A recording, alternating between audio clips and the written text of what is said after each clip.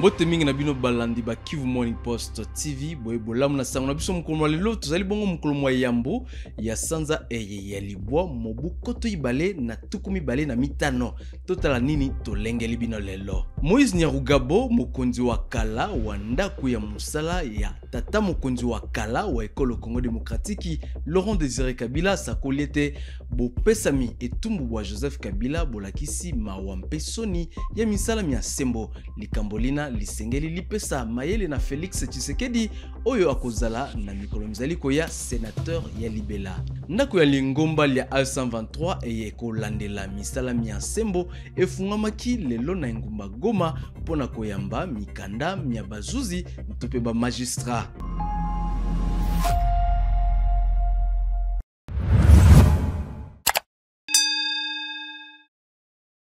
Mbote lisusu na bino banso na utikoloba yango Moïse Nyarugabo mokonzi wa kala wa ndaku ya musala wa tata mokonzi wa kala wa ekolo Congo Démocratique Laurent Désiré Kabila asakoliete bopesami etumbu bwa Joseph Kabila bolakisi mawa mpesoni ya misala mia nsembo na bokutani bwa ye na bapandi sango lelo mukolo yambo ya sanza ya libwa mwana mboka oyo alimboliete likambolina lisengeli lipesa mayele na Félix Tshisekedi oyo akozala na mikolo mizaliko ya sénateur ya libela. Ou alors il va effacer son premier mandat parce qu'il a reçu de lui. Et même s'il efface le premier mandat, il faut effacer aussi le deuxième parce que le deuxième il a reçu parce qu'il a fait le premier. Vous voyez, il y a des choses sur lesquelles avec lesquelles il ne faut pas blaguer. Quand j'ai vu dans le procès, on dit que le président de la République, c'est un Rwandais, c'est un espion, ainsi de suite. Est-ce que les gens s'imaginent les conséquences de ce genre de choses? Si le président de la République, on aurait été Rwandais, ça veut dire que tous les actes qu'il a posés sur le plan juridique et administratif doivent être annulés parce qu'il a été président de la République sans remplir les conditions, parce qu'une des conditions, c'est être congolais. Nationalité congolaise, c'est la première condition. Alors, mais si on doit tout annuler, c'est y compris le mandat de Tshisekedi. Et toute la suite. C'est la constitution sur laquelle il a prêté serment. C'est lui qui l'a promulguée. Et toutes les lois depuis 2001. Donc, on ne peut pas effacer une partie de l'histoire. Qu'on n'aime pas. L'histoire, elle est là, elle restera là. Le fait d'arriver dans la zone... la partie orientale du pays, c'est écrit où qu'un ancien président, soit-il, ou tout autre citoyen, ne peut pas aller dans la zone sous contrôle de l'AFC M23. C'est écrit où? C'est écrit où que pour aller dans une province, c'est le président Tshisekedi qui doit dire où on peut aller, où on ne peut pas aller. C'est ça la dictature. Quand on dit qu'il y a dictature, qu'il y a tyrannie, c'est ça. Donc, je pense qu'ils vont se ressaisir. Ils doivent se ressaisir. Sinon, s'ils coupent une histoire du pays, la leur sera coupée aussi. Je leur dis toujours, la jurisprudence qu'ils font va leur être appliquée. Tout ce qu'ils font à l'ancien président va leur être appliqué parce qu'ils auront créé une jurisprudence. S'ils veulent mettre entre parenthèses le mandat du président Kabila, qu'ils sachent qu'après leur mandat, parce que le président Tshisekedi, qu'il le veuille ou non, qu'il aime, qu'il n'aime pas, il sera ancien président, quel que soit le temps que ça va prendre. Et quand il sera ancien président, on va lui appliquer tout ce qu'il a appliqué à l'autre. Il aura créé la jurisprudence. Et il ne peut pas imaginer qu'il va faire ça à l'autre et à lui, ce sera toujours le tapis rouge. Donc, ce qu'il veut qu'on lui fasse, c'est ce qu'il doit faire à l'autre. Et ce qu'il fait à l'autre, c'est qu'on lui fera. Merci beaucoup. Merci. Ndaku ya lingomba lia A123 eye ekolandela misala mia sembo ifungamaki lelo na ngomba Goma pona koyamba mikanda mia bazuzi tope ba magistrat. Ndaku ena etiami na OGFREM na ntina ya kobandisa mpe kotosa buku ilikondi ya mibeko miekolo Congo Démocratique bisika binso A123 ezali kokamba Maître Kaligamire abalam akomisaki pe kombo na ye lelo tolanda matatoli maye awa. Aujourd'hui vous êtes venu au GFREM, là où on reçoit les dossiers Pourquoi et qu'est-ce qui vous motive? Bon, en fait, je suis venu ici parce que les autorités du mouvement AFC M23, elles ont lancé un communiqué à l'intention de tous les juristes, tous les magistrats, tous les avocats, les défenseurs judiciaires et autres juristes intéressés pour leur demander de venir déposer leur candidature ici, dans les bureaux qu'ils ont installés ici à l'OGEFREM, dans le but de pouvoir être nommés dans les cours et tribunaux, parce que nos autorités voudraient faire fonctionner les cours et tribunaux dans l'espace libéré. Vous dites que vous avez été avocat, mais comment vous avez été magistrat? En fait, je suis avocat inscrit au barreau du Nord Kivu, mais bien sûr, si je choisis de travailler, de donner un coup de main à notre mouvement AFC M23 comme magistrat, ça signifie que je renonce à l'avocature. Sitôt que je serai nommé, je vais devoir écrire, solliciter mon omission volontaire. Une question, les gens veulent savoir, et ça ne crée pas de problème sur le plan des droits. Ouais. Un avocat travaille dans une zone sous occupation? Oui, je sais que ça cause problème et peut-être que non. Vous savez, il y a toujours des risques qu'il faut prendre. Corneille Nangaa, mokambi ya Lingomba A123, akambaki milulu miabozongi bwakelasi na ngomba goma lelo mukolo mwa yambo ya sanza e ya libwa mobunkoto mibale na tuku mibale na mitano. Mokambi molandi wa Lingomba A123 Bertrand Bisimwa elongo na Bahati Musanga Erasto moyangeli wa etuka Nord Kivu bazalaki pe na milulu mie miselemaki na collège Mwanga Totala. Congo qui reste une et restera une indivisible. Cette rentrée n'est pas seulement un rituel administratif, elle est un moment d'espérance, d'engagement et de détermination pour bâtir un système éducatif de qualité au service de notre jeunesse que vous êtes et de l'avenir de notre pays, la République démocratique du Congo. L'année scolaire précédente n'a pas été facile. Ceux qui m'ont précédé l'ont dit. Elle a été marquée par des défis sécuritaires, financiers et même structurels. Elle a été marquée par des incertitudes, des hésitations. Mais malgré ces difficultés, grâce à l'engagement de l'Alliance Fleuve Congo AFC 23, par le biais des gouverneurs provinciaux du Nord Kivu et du Sud Kivu, ainsi qu'à la détermination de tous les acteurs éducatifs, nous avons franchi ces caps difficiles. En 2024, les taux de réussite de l'examen d'État n'étaient que de 42% dans la province éducationnelle du Nord Kivu, Nord Kivu 1. Pour améliorer ces résultats, des mesures fortes ont été mises en place, parmi lesquelles l'organisation d'un test d'évaluation du niveau des finalistes des filières techniques, le renforcement des remédiations et des travaux pratiques sous la supervision de l'inspection et des gestionnaires d'école. Je vous en remercie.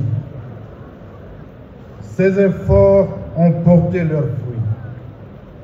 En 2025, dans l'espace libéré, les résultats se présentent ainsi. 63% des réussites dans la province du Nord Kivu, soit 19 920 nouveaux diplômés sur 31 381 finalistes, avec une participation remarquable des filles représentant 70%.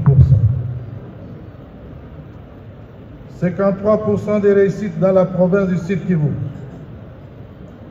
soit 23 491 diplômés sur 44 553, avec une participation des filles représentant 51%. Ces chiffres, au-delà de leur valeur statistique, sont la preuve que lorsque la communauté éducative est soutenue, encadrée et valorisée, elle est capable d'accomplir des miracles. Nzokande Corne Nanga akitaki lisusu na EP Faraja eye ezali kaka na ngomba Goma epai wapi ayebaki bongo na kosunga baye kolimpe amemela ibango biloko bya ndenge na ndenge lokola buku ekomeli mpe alakisaki bana motuya ya mateya provide mpe mokambi ya etelo ena batonisamaki na esengo.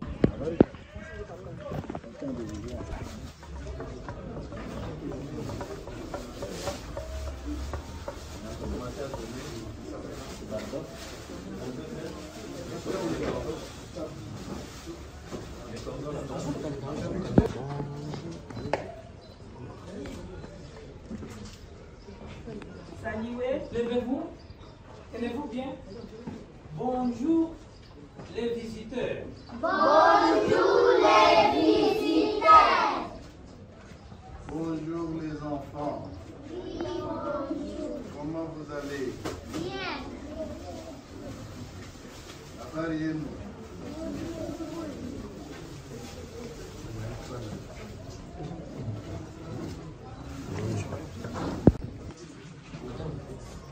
Ça c'est pour toi.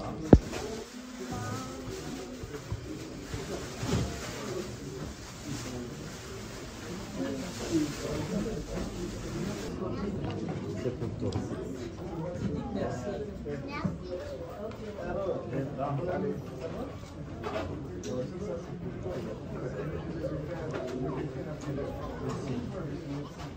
Ah oui. Kupitia huko ndani eh? Yes. Na unataka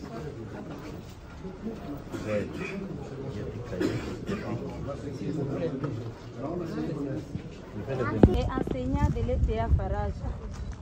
Monsieur le coordinateur de l'AFC M23, nous sommes comblés de joie par votre présence au sein de notre école avec toute votre suite en ce jour particulier de lancement de l'ouverture de l'année scolaire 2025-2026. Excellence, votre présence témoigne votre détermination de relever les défis qui ont été manifestes les années passées, en vue d'améliorer la qualité de l'enseignement. Excellence, ces gestes de distribution de kits aux enfants de notre école, un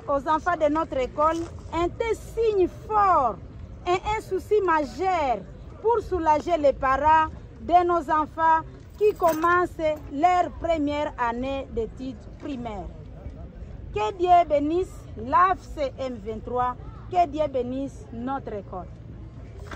Le coordinateur de l'AFC M23 a jugé bon de donner des kits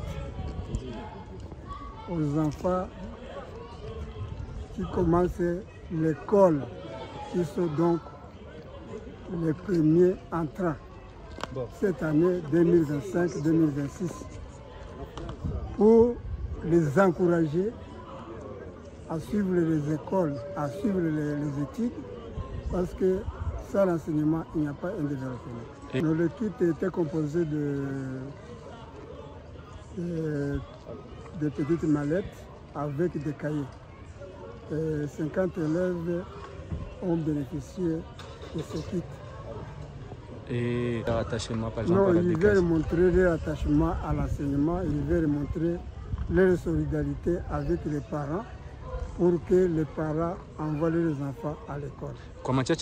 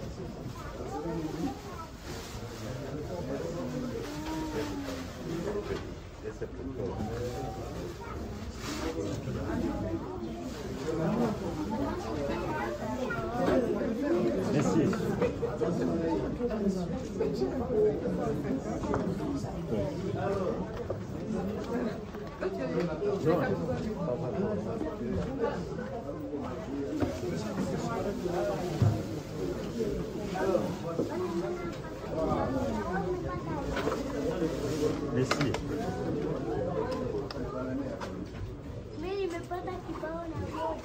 Napata kibao.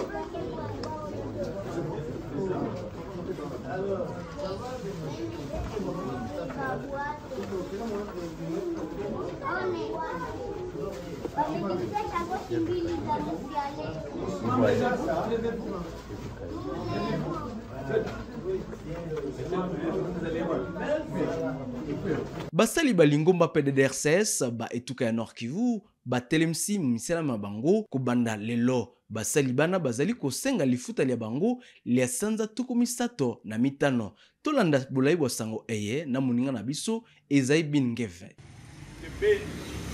Dans une déclaration lue devant la presse par Maître Omar Kavota, les grévistes annoncent un sit-in au bureau du PDDRCS à Beni, chef-lieu provisoire du Nord Kivu, jusqu'à leur paiement. Ils suspendent également leurs activités de bureau et de terrain.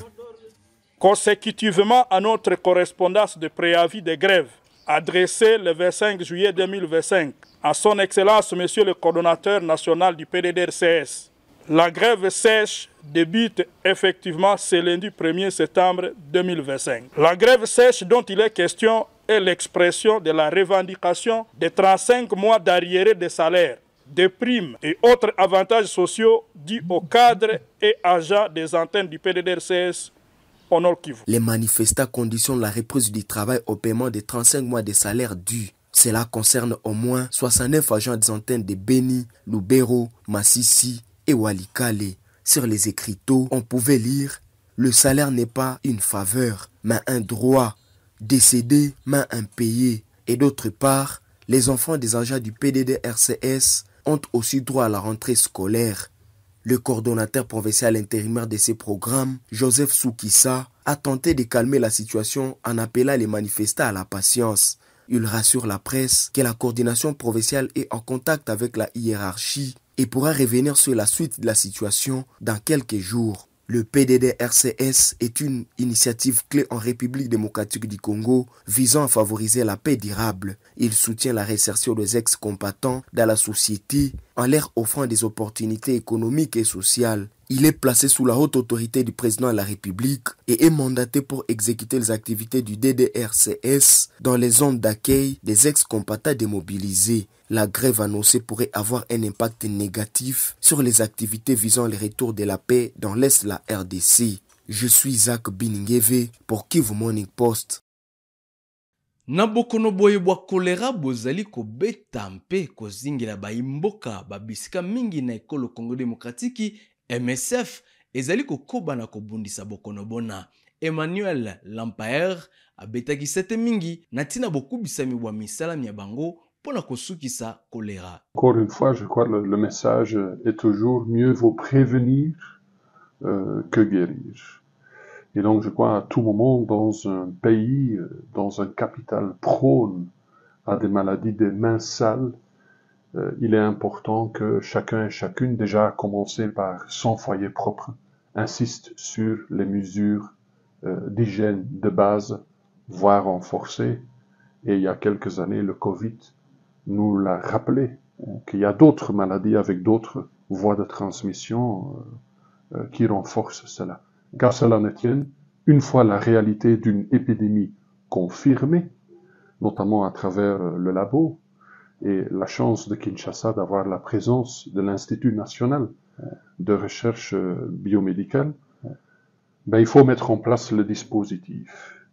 Alors toute l'attention, y compris médiatique, va vers les centres de traitement du choléra, les CTC, mais le dispositif va en fait des points où les cas plutôt simples, voire modérés, peuvent bénéficier d'une réhydratation, c'est-à-dire le corps a besoin des sels de réhydratation qu'on donne par voie orale. C'est des simples points, en l'occurrence on appelle SRO.